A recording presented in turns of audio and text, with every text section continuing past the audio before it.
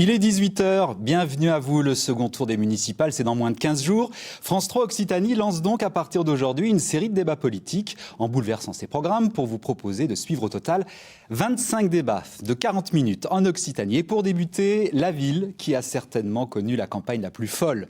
Je veux parler de Montpellier. Au lendemain du 15 mars, sur 14 candidats, 3 se sont qualifiés, Philippe Sorel, Mickaël Delafosse et Moed Altrad. Philippe Sorel, maire sortant, candidat de Montpellier, la citoyenne arrivée en tête au premier tour. Bonjour Monsieur Sorel.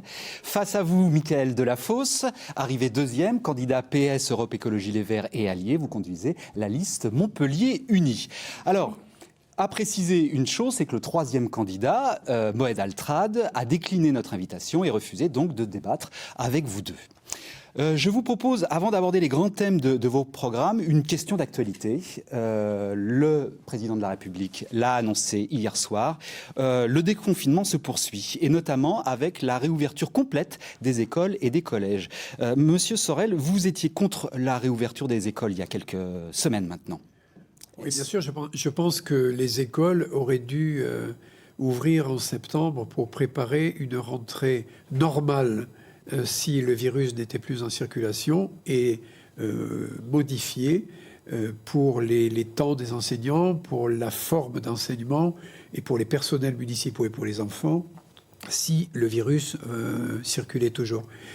Aujourd'hui, nous sommes obligés, avec les règles sanitaires, de créer des classes pas plus importantes que 10 enfants en maternelle, 15 enfants en élémentaire, ce qui réduit le temps de scolarité de l'enfant dans la semaine. C'est une situation très difficile à vivre pour tout le monde et en particulier pour les familles. À partir du 22 juin, ça devrait s'assouplir. Je pense que le président de la République n'a pas donné la règle de déconfinement des classes. Ça veut dire qu'il dit tout le monde va pouvoir entrer en classe le 22 juin. Mais il n'a pas dit qu'il retirait le protocole sanitaire. Donc comment faire ? C'est une question que je vais demander immédiatement à préciser à la rectrice et également par l'intermédiaire de France Urbaine au Premier ministre. Mickaël Delafosse, alors je m'adresse à la fois au candidat et à l'enseignant en histoire-géographie. Qu'est-ce que vous en pensez de ce déconfinement ? Écoutez, d'abord, cette question, les enfants ont été privés de l'école. Et c'est vrai qu'il a fallu s'organiser pour les familles et pour les enseignants qui se sont renouvelés à travers les classes virtuelles. Mais la situation sanitaire s'améliore, la vie reprend progressivement ses droits. À Montpellier, les gens commencent à sortir et l'école est une obligation parce qu'elle est une nécessité pour chaque enfant. Et donc, il est une bonne nouvelle de savoir, même si c'est vrai, ça va être court, il restera 3 semaines d'école, mais que les enfants retrouvent une socialisation collective. Je crois aussi que pour les parents, c'est un soulagement. Et le ministre de l'Éducation nationale nous a fait savoir au personnel que le protocole sanitaire très contraignant sur lequel on exerce actuellement va être modifié. Et je crois que il est absolument indispensable que les enfants retrouvent contact avec les professeurs, mais aussi avec leurs camarades de classe, et puissions espérer une rentrée de septembre sereine où cette crise soit un mauvais souvenir pour nos enfants. Alors, reprise le 22 juin et quelques jours plus tard, le 28, les Montpelliérains retournent aux urnes. Plusieurs semaines après ce premier tour, donc du 15 mars, où on a vu quand même un premier tour, une élection assez particulière, un scrutin avec plus de 65% d'abstention, qui a pesé très très lourd donc dans les résultats. Un Montpelliérain sur 3 seulement s'est exprimé. Est-ce qu'aujourd'hui, on est revenu au point de départ, Philippe Sorel ?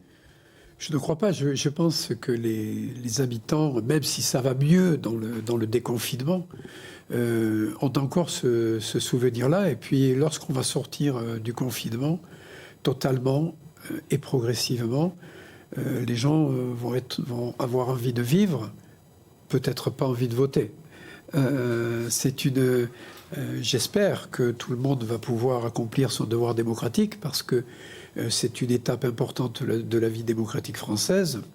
les municipales comme les présidentielles sont des élections incontournables. Ce sont des retrouvailles du corps social à l'échelon de la commune pour les municipales et à l'échelon national pour les présidentielles. C'est ce que, évidemment, j'appelle de mes voeux. Nous mettrons à Montpellier toutes les conditions nécessaires pour organiser les bureaux de vote afin que les Montpelliérains puissent venir voter en toute sécurité avec un protocole qui sera amélioré comparé au premier tour. Nous avons des directives au niveau national pour les composer. Il faudra également fermer les écoles plus tôt, celles qui reçoivent les bureaux de vote le dimanche, pour pouvoir réorganiser les salles dans lesquelles sont disposés les isoloirs et les urnes. Et il faudra un jour supplémentaire pour pouvoir les désinfecter, c'est-à-dire que le lundi qui... Alors là, c'est le maire qui parle, hein, pas trop le candidat quand même. Là, pour l'instant... Ah oui, mais moi j'ai un devoir d'information vis-à-vis des habitants. Ce qui est important, il me semble, dans un média public, c'est de pouvoir s'adresser à l'ensemble de la population et aux citoyens de ce pays qui viennent de traverser une crise très éprouvante, difficile. Il est de mon devoir de leur expliquer les conditions dans lesquelles ils pourront accomplir leurs devoirs citoyens. De toute façon, ce que je dis là, c'est public, c'est mon devoir d'élu que de pouvoir mettre en place les conditions nécessaires pour voter en toute quiétude, sérénité et librement. Mickaël Delafosse, quel enseignement vous tirez de ce premier tour? Donc un peu fou, on l'a dit, 14 candidats, un taux d'abstention qui a crevé le plafond. D'abord, le 28 juin, les Montpelliérains et les Montpelliéraines auront la parole. Et je les invite à participer à ce scrutin pour choisir leur maire, le projet pour l'avenir de leur ville. C'est un acte démocratique important et il faut s'en saisir. Et pour ma part, depuis plusieurs mois, je mène campagne, je défends des idées. Nous le faisons en responsabilité dans cette période, pas de meeting comme nous avons pu connaître, avec le respect des gestes barrières. C'est un moment très important pour Montpellier. C'est un moment de choix. Et vous avez fait référence, j'aime pas beaucoup, la campagne la plus folle.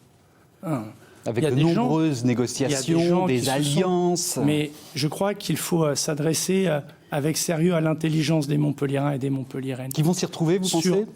En tout cas, pour ce qui me concerne, et d'ailleurs j'ai participé à l'ensemble des débats publics, expliquer le bouclier social, le bouclier sanitaire, la proposition de gratuité des transports publics pour les habitants de la métropole, sur les enjeux de mobilité, les enjeux écologiques. Et donc nous parlons de Montpellier, de sa qualité de vie. Et donc je crois qu'ils vont s'y intéresser. Alors, cette crise sanitaire inédite, moi qui ai 43 ans, j'ai jamais vécu, ma génération n'a jamais connu pareille situation. Elle nous oblige à renforcer les questions que nous soulevions déjà dans la campagne du premier tour, autour des questions de santé, de la protection, d'être un maire qui protège. Alors là, on a un maire qui protège et on avait un maire qui répare. Philippe Sorel, c'était votre grand leitmotiv, parce qu'on ne peut pas s'empêcher évidemment de se pencher sur votre bilan, puisque vous arrivez avec ce bilan. Est-ce que la mission est accomplie selon vous ? D'abord, sur la crise sanitaire, pour protéger les habitants, il faut être présent dans la ville, comme avec certains élus, nous avons pu l'être pendant ces 3 mois, le jour, la nuit, aux côtés des Montpelliéraines et des Montpelliérains qui souffrent. Vous savez, c'est une crise. Monsieur Delafosse a 43 ans, j'en ai 63. Mais moi non plus, je n'ai jamais vécu un tel instant. Et d'ailleurs, je pense que les instances nationales non plus et les instances européennes non plus. C'est une crise mondiale. Et force est de constater que de très nombreuses institutions n'étaient pas prêtes. Est-ce que la démocratie, selon vous, a été respectée, a été honorée parce que vous avez été qualifié avec moins de 10 000 voix sur une ville de Montpellier qui en compte presque 290 000. Vous, monsieur Delafosse, avec 8 000, un peu plus de voix, on ne peut pas dire que les Montpelliérains se sont réellement exprimés. Je pense qu'il fallait remettre l'élection municipale parce que faire un premier tour dans les conditions où le premier tour s'est tenu, était déraisonnable. Je l'ai dit quelques jours avant le premier tour, je l'ai écrit au Premier ministre. Le Premier ministre a souhaité maintenir le scrutin. Le Président de la République s'est exprimé sur ce sujet. Il n'empêche que j'ai quand même été le seul à prendre la parole avant le premier tour pour l'exprimer. personne n'aurait compris que le professionnel médical que je suis incite les gens à aller voter dans une crise sanitaire où il y a eu des milliers de morts. Donc maintenant, nous sortons de cet épisode. Les choses sont ce qu'elles sont. Les décisions ont été prises. Il faut mettre en place le système d'organisation des bureaux de vote pour pouvoir accomplir en toute sécurité le deuxième tour. Mickaël Delafosse, sur cette question de la démocratie et de l'expression des Montpelliérains à travers ce premier tour. Elle a dit des choses, même si, bien sûr, des gens, par prudence, ne se sont pas rendus dans les bureaux de vote et ça doit être respecté. Il serait malvenu de faire le moindre sermon à des gens qui se sont abstenus et étaient soucieux de se protéger, mais des gens sont venus. Et des gens, des Montpelliérains et des Montpelliéraines ont participé, ont suivi cette campagne électorale, ces débats, se sont impliqués. Et donc, moi, j'y ai lu une aspiration au changement. Voilà, M. Sorel a obtenu 19%, un des scores les plus faibles pour un maire sortant, qui traduit un regard critique des Montpelliérains sur son bilan et peut-être une envie de porter un nouveau projet où la question écologique sera au cœur des politiques publiques, à travers, par exemple, la question des mobilités. Le retard de la ligne 5 de tramway qui était prévu pour 2017. Admettons un retard d'un an, 2018. Mais là, 2025, 2027. Et donc, ce second tour, c'est l'occasion de dire quel maire et quel projet pour notre ville. Et pour ma part, je crois que notre ville a besoin d'un nouveau souffle. Elle a besoin de, surtout, à l'aune de la crise, d'une nouvelle gouvernance, qui n'est pas une gouvernance solitaire. Ça peut être un choix, mais je crois qu'on doit, l'esprit de coopération qui a caractérisé cette crise nous oblige. Coopérer, c'est travailler ensemble. C'est être capable de mobiliser des acteurs, les collectivités locales, l'État, les forces vives du territoire et tous les citoyens qui souhaitent participer pour que Montpellier, face à la crise, sorte plus forte. Vous pointez un mode de gouvernance et sur ce mode, vous n'êtes pas d'accord avec Philippe Sorel, mais en revanche, vous êtes d'accord tous les deux sur un point, c'est sur le projet commercial d'Aude-à-la-Mer. Vous, dans votre programme, vous aviez décidé de l'arrêter. Et Philippe Sorel, vendredi, il nous expliquera ses raisons dans quelques instants, a également décidé de prendre la même décision. Est-ce que vous avez chiffré l'impact financier que pourrait avoir l'arrêt de ce grand projet d'aménagement ?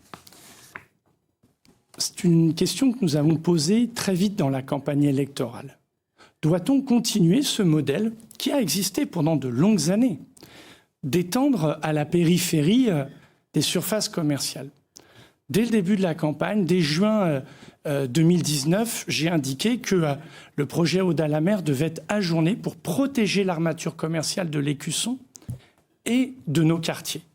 Et y compris parce que le 15 décembre 2014, il y avait, de la part du président de la SAM, ici présent, un projet qui, outre la restructuration du commerce existant, ajoutait 70 000 m² de surface commerciale supplémentaire. Et donc, je considère, avec Europe Écologie Les Verts, dans notre rassemblement du second tour, qu'il faut arrêter ce projet pour protéger le commerce de centre-ville, dans les quartiers, pour garantir la convivialité urbaine. Et donc, ça aura peut-être un coût. Chiffré ? Ça aura peut-être un coût. Mais l'analyse juridique qui est la mienne, qui est la nôtre, nous dit que ce coût est très faible par rapport à l'impact économique qu'aurait la réalisation de ce projet. Et c'est une question de choix. Et donc l'arrêt de Aude-à-la-Mer, si les Montpelliérains et les Montpelliéraines me font confiance, ils ont l'assurance que ça ne se fera pas. Alors, je réunirai, excusez-moi, le conseil d'administration de la SAM, il y en a eu un le 3 juin, il n'a pas pris de décision là-dessus, et nous ajournerons ce projet. Également ajourner ce projet depuis vendredi. Ça a été un petit peu un coup de tonnerre quand même dans la campagne de prendre cette décision à 15 jours quand même du second tour. Oui, je comprends que ça puisse interroger, mais je vais revenir sur l'origine. D'abord, c'est pas la SAM, c'est la SA3M. Elle a changé de nom, la Société d'aménagement. Oui, enfin vous êtes quand même le signataire de ce document. Hein. Oui, bien sûr, mais c'est vous qui l'avez voté en 2011 avec votre ami, M. Moore. Au début de votre mandat, 70 000 m² de commerce, 15 jours avant la fin de votre mandat. En 2011, vous l'avez voté. C'est votre signature qui est posée. Monsieur Moore. C'est votre Et signature. oui, les faits sont têtus. C'est vrai. Donc, ce que je veux dire, oui, vous voyez, vous dites, c'est vrai. Bien sûr. Allez, on avance. Philippe Sorel. J'ai dit 70 000 dans mon mètres carrés. programme. Et 15 jours avant le deuxième tour, Non. on arrête. Monsieur Delafosse. Et il n'y a pas de clause de revoyure. Michael Delafosse, on va laisser Allez-y. Absolument. se justifier Philippe Sorel. Bien sûr. Ah oui, il faut. En 2011, ce projet a été fait par le président socialiste de l'agglomération, Monsieur Moore. Que vous avez voté. Mais oui, mais vous aussi, Monsieur Delafosse. Vous y étiez membre de l'agglomération. Nous sommes en juin 2020. Oui, oui. Et c'est pour ça que ce 15 projet jours a avant. 10 ans, voyez-vous. 15 jours avant le Et second 10 tour. ans, 10 ans, c'est important parce que c'est un retard considérable sur un centre de cette importance. Le projet, d'abord, c'est pas le projet Aude à la mer qui est remis en question. C'est seulement le projet commercial d'Aude à la mer. C'est pas les 250 hectares d'environnement redonnés à la nature, rendus à la nature, la désimperméabilisation des parkings, le repositionnement des commerces qui sont aujourd'hui en terrain inondable et qui, dans le projet actuel commercial de Aude, n'y trouvaient pas leur compte parce que trop cher le mètre carré pour pouvoir se délocaliser. Toutes ces raisons ont montré que le projet commercial de Aude aujourd'hui était obsolète. Alors Cyril Meunier, le maire de Latte, qui est vent debout donc contre cette décision que vous avez prise, dit que ça va coûter aux contribuables 50 millions d'euros. Alors, si je termine sur Aude, si nous avons pu interrompre le dossier commercial d'Aude à la mer aujourd'hui, c'est parce qu'il y a la possibilité de le faire. Il y a des clauses de revoyure dans les contrats et surtout, il y a des recours qui sont la cause de l'annulation. Bien sûr, il y aura des compensations financières, mais la métropole aussi perd beaucoup parce qu'elle possède des terrains qui aujourd'hui ne sont pas utilisés. Donc, même si le projet commercial va nous causer quelques problématiques en termes de compensation financière, il faut bien comprendre que la métropole aussi perd de l'argent quand elle ne valorise pas ces terrains. Donc je crois que c'est une bonne chose de pouvoir l'avoir réalisé. Il y aura une querelle juridique, eh bien, comme d'autres querelles juridiques. Oui, excusez-moi, mais il y a encore peu, les avocats de la SA3M, donc que vous présidez, plaidaient pour le projet à la mer devant le Conseil d'État.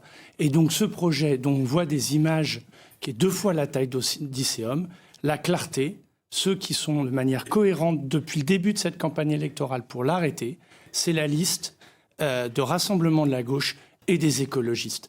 Alors on va essayer de faire... J'ai même lu attentivement la promesse. Il n'y a pas de clause de revoyure.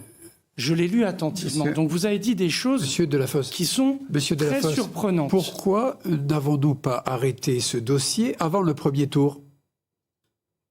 Mais le 3 juin encore, au CA de la SA3M, vous le défendiez. Parce que Monsieur Delafosse...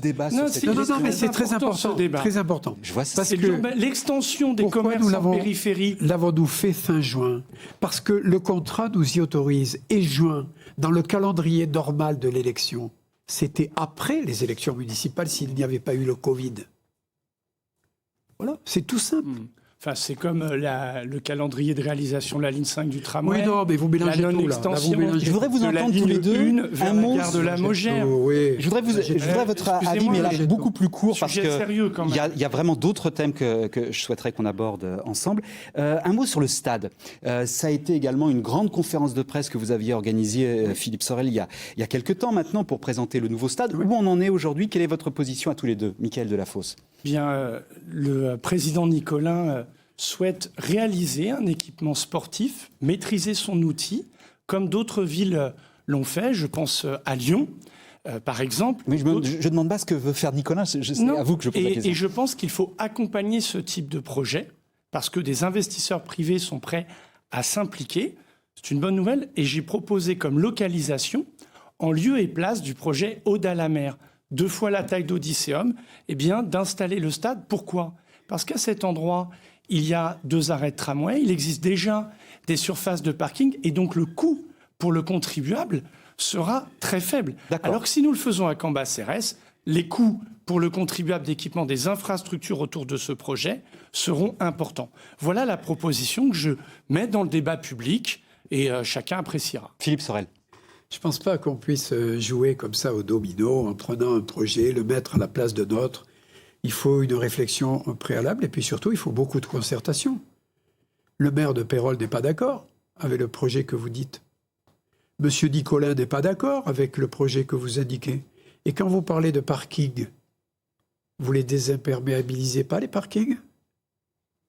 Donc, vous n'obéissez pas aux contraintes écologiques. Mais Madame Mention ne veut pas être ce nouveau contente. stade, Philippe Sorel. On le met là où j'ai dit, c'est là où nous sommes accordés. Hein, nous l'avons voté en Conseil de métropole, parce que dans la ZAC en Bas-Cérès, lorsque nous l'avons voté, nous avons prévu l'installation d'équipements sportifs, que ce soit le stade de foot, mais aussi le palais des sports, pour le handball notamment.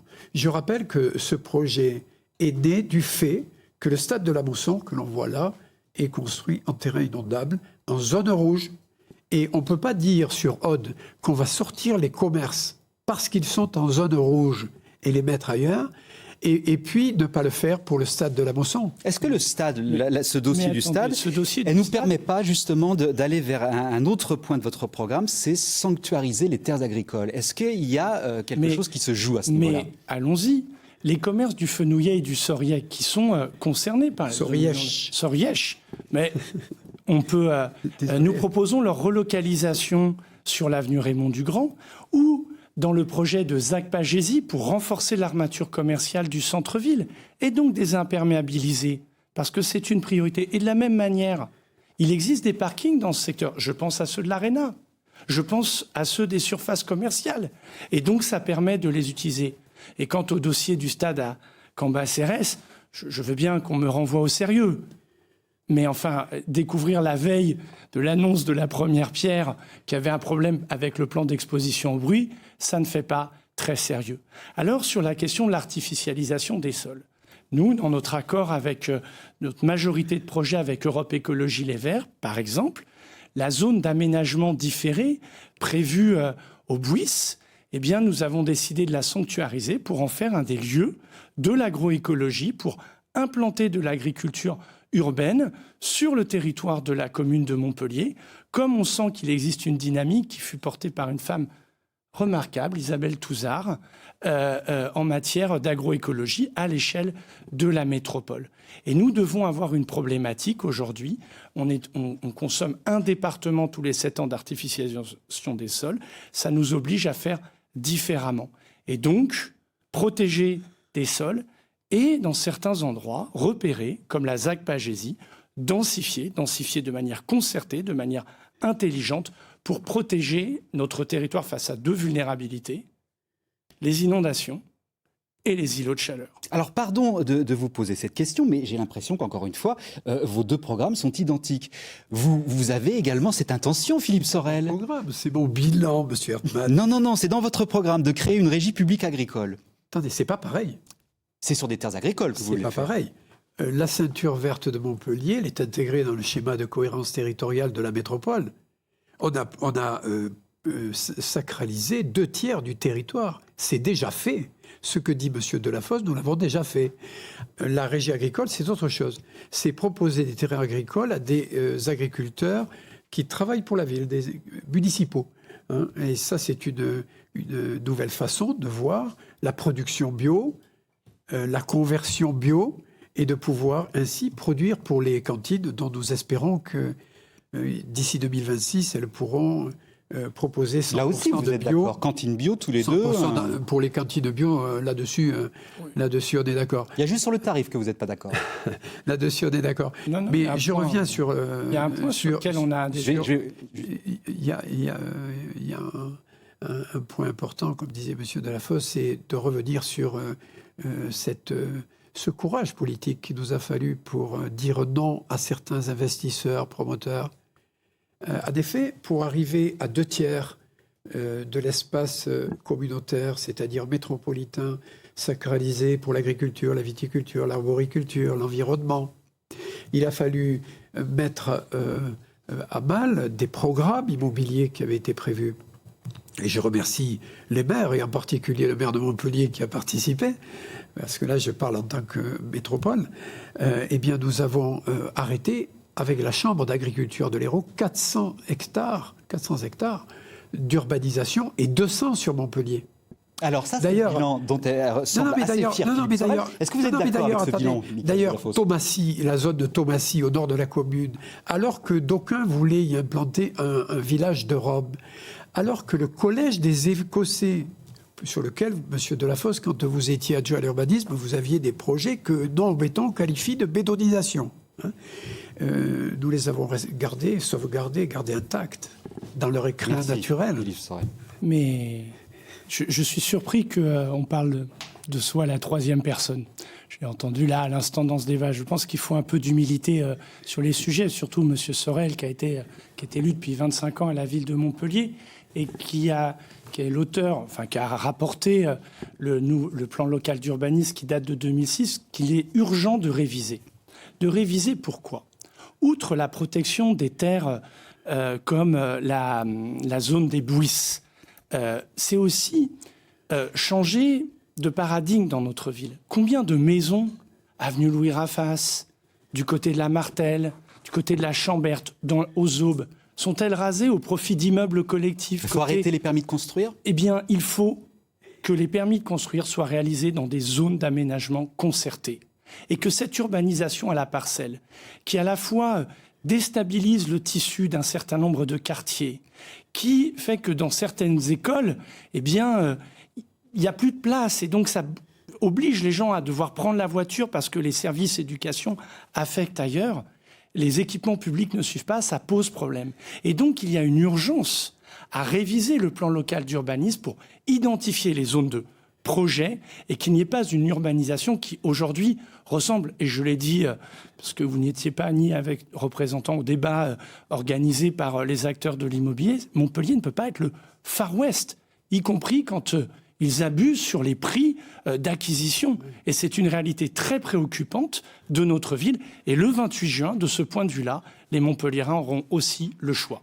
Il nous reste quelques minutes à débattre. Je vais les Bouisses, parce que je ne peux pas laisser dire n'importe quoi. Je comprends l'intention de maintenir l'écrin naturel des Bouisses. Je vous remercie de le reconnaître. Voilà. Mais pourquoi avez-vous fait une branche particulière sur la ligne 5 qui va directement desservir les Bouisses dans votre projet avec M. Moore? Mais monsieur alors, le maire, pourquoi nous allons aller visiter le parc à 25 millions d'euros le kilomètre? Nous allons maintenir cette branche parce que ce lieu va être un lieu emblématique des pratiques d'agroécologie à Montpellier et un lieu d'agrément pour tous les Montpelliérains. Je voudrais qu'on avance un petit peu parce que quand vous parlez de la ligne 5 de tramway, je pense aux habitants d'Ovalie qui appellent le tramway nommé le tramway durable. Bravo. Vous parlez tous les deux en même temps, on ne vous entend pas. Et votre dépassement de 70 millions d'euros de coût de la ligne 5 du tramway, alors qu'il était à 350 millions d'euros. On va y venir. Si vous voulez bien, on va parler des transports justement maintenant. Parce qu'on l'a bien compris, l'enjeu de ce scrutin, ça va être l'environnement, ce que vous appelez vous n'êtes pas les seuls, la transition écologique. Gratuité des transports pour les moins de 12 ans et pour les plus de 65 ans, mais entre 10h et 16h uniquement. Ça redeviendra payant après 16h. Gratuité totale des transports. Pour les habitants de la métropole, parce qu'ils sont contribuables sur le territoire. Comment fait-on? Voilà. En n'étant pas trop technique. Ah, mais on va être au contraire très clair. Pourquoi fait-on cela? Pourquoi propose-t-on cela? Il y a des jeunes qui marchent pour le climat, il faut agir pour le climat. Il y a des Montpelliérains qui payent un niveau d'impôt très important dans notre ville et qui disent « mais moi, où est la redistribution ?» Et puis il y a des Montpelliérains qui ont des difficultés de pouvoir d'achat, malgré le fait qu'ils travaillent. Et donc nous proposons, comme d'autres villes le font en France, et se sont engagés dans ces élections municipales à mettre en place la gratuité des transports. Nous la proposons pour les habitants de la métropole. Ça a un coût, nous estimons, à hauteur de 24 millions d'euros. Ça impose donc des choix budgétaires, de bonne gestion. Par exemple, à Montpellier, nous dépensons 10 millions d'euros pour exporter nos déchets en Espagne et à Marseille. Eh bien là, en ayant une stratégie volontaire de réduction des déchets, nous pouvons dégager des économies. Les dépenses de communication pourraient aussi faire l'objet, et un certain nombre de postes budgétaires peuvent être examinés. Afin de rendre la gratuité la plus totale.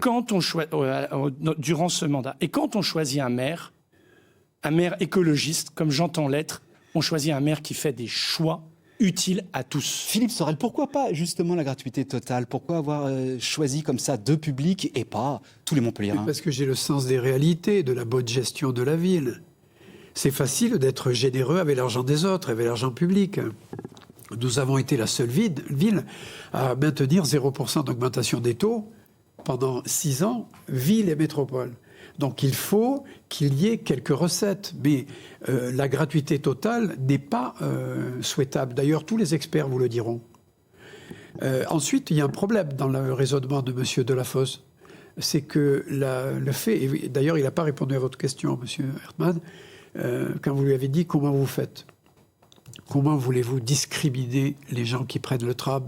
Sont-ils de la métropole? Vous allez interdire le tram à ceux qui ne sont pas de la métropole? Mais ça n'existe nulle part et c'est interdit par la loi. Ça s'appelle la discrimination. Vous nous avez beaucoup manqué dans les débats du premier tour parce qu'on a abordé ce sujet.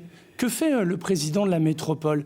Quand vous allez au musée Fabre et que vous présentez votre passe métropole, c'était Georges Frêche qui avait eu cette idée. Georges Frêche, c'est un personnage qui a beaucoup compté pour moi. Quand vous avez votre passe métropole, eh bien, vous payez moins cher. Quand vous êtes extérieur à la métropole, vous payez plus cher. Eh bien, les titulaires de leur passe métropole, parce qu'ils sont contribuables sur le territoire, pourront être éligibles à la gratuité des transports. Pas légal. Et j'observe... Non, mais ça, c'est votre interprétation, nous avons la nôtre.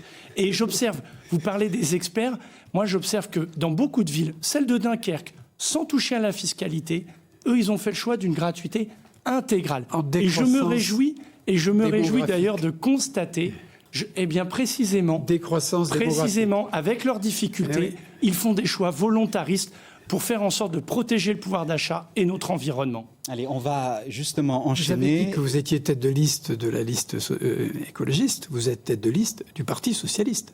Du Rassemblement de la gauche et des écologistes. Donc ça veut dire qu'au premier tour, vous n'étiez pas écologiste? Mais je le suis dans mes propres modes de déplacement. C'est qui le plus écologiste des deux? Vous êtes candidat du Parti socialiste associé au Vert entre les deux tours. Il s'en est jamais caché en même temps. Mais bien sûr. Mais il faut le dire. Mais moi, je revendique une cohérence et une fidélité. Je ne change pas de formation politique en fonction des intérêts électoraux. Le maire de mon intérêt électoral. Et vous, vous invite, merci, et je vous invite à un petit peu d'humilité, vous qui avez créé un climat de tension dans la métropole en demandant à vos vice-présidents d'adhérer à La République En Marche. Je crois qu'aujourd'hui, Montpellier a besoin d'apaisement. Et on peut être de droite, on peut être de gauche. Ce type d'invective et c'est votre registre de langage, ça vous appartient. Oui. On doit être davantage respectueux parce que pour Montpellier, ce qui nous rassemble est plus important que ce qui nous divise. Le Parti socialiste a toujours été très moraliste. Philippe Sorel, après la gratuité dans les transports, il y a ces pistes cyclables qui ont fleuri pendant le confinement à Montpellier, qui ne sont pas définitives, c'est d'ailleurs marqué sur les panneaux. Quand est-ce qu'elles vont être enlevées? Un certain nombre d'automobilistes ou pérennisés? C'est la question que je vous pose. Pendant le confinement, la ville a vécu à un rythme très particulier. Mais c'est fini, ça. L'espace public n'était pas utilisé par les automobilistes et nous avons eu l'opportunité de pouvoir tracer de nouvelles pistes cyclables et de réduire des discontinuités cyclables. Montpellier l'a fait, mais Lille l'a fait, Nantes l'a fait, Paris bien sûr. Et nous avons été la première ville à engager ce qu'avec Vélocité nous appelons l'urbanisme tactique, à la suite d'autres villes européennes qui l'avaient fait avant nous, dont Berlin. C'était la possibilité pour nous de pouvoir répartir d'une autre façon les usages de l'espace public. Ça, on l'a bien compris. Mais maintenant, est-ce que vous les pérennisez ou est-ce que vous les enlevez? Ces pistes sont destinées à être pérennisées. Pérennisées, sauf cas de modification que je déterminerai, et je m'en suis entretenu avec Vélocité, dans le début de la semaine, où j'organiserai une commission qui sera chargée de regarder Vélocité Ville Métropole les points de blocage pour pouvoir les améliorer. Hein. Voilà ce que nous allons faire. La piste cyclable, les pistes cyclables temporaires ont vocation à être pérennisées, mis à part les petites modifications qu'il faudra accomplir pour que la fluidité soit au rendez-vous et que l'usage soit partagé. Voilà, c'est tout. Un plan vélo avec donc 80 millions d'euros. Le vôtre est chiffré un peu plus, 100 millions d'euros. Voilà, sur l'ensemble du mandat, plan vélo et piéton. Qui fera 150 millions d'euros. Parce qu'à Montpellier, il y a des rues sans trottoir et il y a besoin d'assurer les continuités, rue du Professeur Forgue, le long du parc Rimbaud, etc. Débat très intéressant. À Montpellier, on a connu... première manifestation des vélos. Le cycliste que je suis y a participé et on peut regretter qu'il ait fallu attendre le virus pour voir apparaître des pistes cyclables dans ce concept intéressant de l'urbanisme dit tactique. Et Montpellier a un potentiel pour le vélo. 300 jours par an, un changement de pratique avec le vélo à assistance électrique. Et donc, la méthode qui doit être la nôtre, c'est celle d'une concertation. C'est pour ça que le plan local de déplacement fera l'objet d'une révision de 2020 à mi-2021, 2022, laisser ce temps, pour pouvoir bien définir la répartition de l'espace et les sens de circulation automobile. Et dans la campagne, à tous les débats auxquels cette formidable association Vélocité m'a invité, j'ai toujours dit qu'il fallait réduire les 2 fois 2 voies qui existent à Montpellier. Je pense avenue du Professeur Flau. Et il faut opérer des modifications. Et je vais être très concret. Par exemple, avenue très de la court, Justice. Michael Delafosse, Philippe Sorel est en retard. Mais avenue de la Justice de Castelnau, Marius Carieux, sur cet axe-là, on voit bien que comme on n'a pas réglé la question des tournes à gauche, on crée une tension. Et voilà un endroit sur lequel il va falloir retravailler. L'expérimentation est une chose, mais ça doit se penser de manière globale, parce que l'un des enjeux, c'est que le vélo trouve toute sa place dans les mobilités à Montpellier. Allez, 40 minutes, ça passe très très vite. Il nous en reste 3. Vous êtes en retard, Philippe Sorel. Je voudrais vous entendre sur un dernier point, le dossier concernant la sécurité à Montpellier. Vous avez d'ailleurs tous les deux également l'intention de créer une brigade des transports, mais pas que, 100 policiers municipaux supplémentaires. Oui, un poste de police rénové, une organisation différente de la police au niveau de sa présence sur le terrain. Les 100 policiers nouveaux viendront s'ajouter aux 183 policiers que compte la police municipale aujourd'hui, qui est la 6e police en termes d'effectifs au niveau national. Un commissariat de quartier dans le centre-ville, qui en a besoin, à l'emplacement de l'ancien conservatoire. Et puis de nouveau, la mise en commun des images, des drones pour les grandes manifestations, des PC mobiles. Il y a vraiment beaucoup de mesures dans notre programme. Alors, j'ai été étonné d'ailleurs d'entendre sécuriser les espaces publics. C'est inscrit dans votre programme. C'est un peu étonnant, cette formule. Non, c'est la sécurité dans l'espace public qui peut être réalisée avec la présence de policiers municipaux, avec des caméras de vidéosurveillance. C'est tout à fait normal de mettre en sécurité l'espace public. Vous savez, nous avons recruté dans ce mandat 50 policiers municipaux nouveaux. Et puis surtout, j'ai obtenu une trentaine de policiers nationaux de Gérard Collomb, qui sont très importants, mais notre ville est en perpétuelle augmentation démographique, croissance démographique énorme, 4 à 5 000 habitants tous les ans. Je suis obligé de vous couper. Je vais vous laisser à chacun d'entre vous 30 secondes pour terminer ce débat qui arrive à son terme. Michael Delafosse, en quelques mots, s'il y a vraiment un argument, quelque chose que vous voulez. Je vais prendre quand même 1 minute sur la question de la sécurité. 30 parce secondes. Que le bilan du maire n'est pas à la hauteur.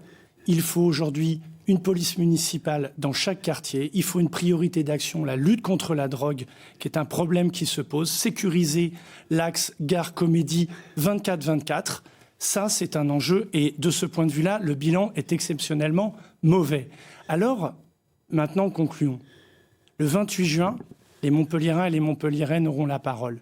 Je vous invite à porter une idée, celle du changement, pour que notre ville retrouve son ambition en matière de solidarité, de protection des plus fragiles, une ambition autour de la transition écologique, une forme de constance dans la parole publique qui a fait défaut. Merci, Michael Delafosse. Il faut de l'engagement pour Montpellier. D'un mot, Philippe Sorel, et ensuite je suis obligé de vous dire merci. Je vais essayer de parler vite. Le 28 juin, Montpellier-Rennes, Montpellier-Rhin, vous aurez le choix. Vous avez 3 possibilités. Notre liste citoyenne, qui a rempli ses engagements avec Montpellier. La liste du Parti socialiste. Et celle de Moed Altrad. Merci à tous les deux d'avoir répondu à notre invitation. Prochain débat demain, ce sera Nîmes. Merci encore.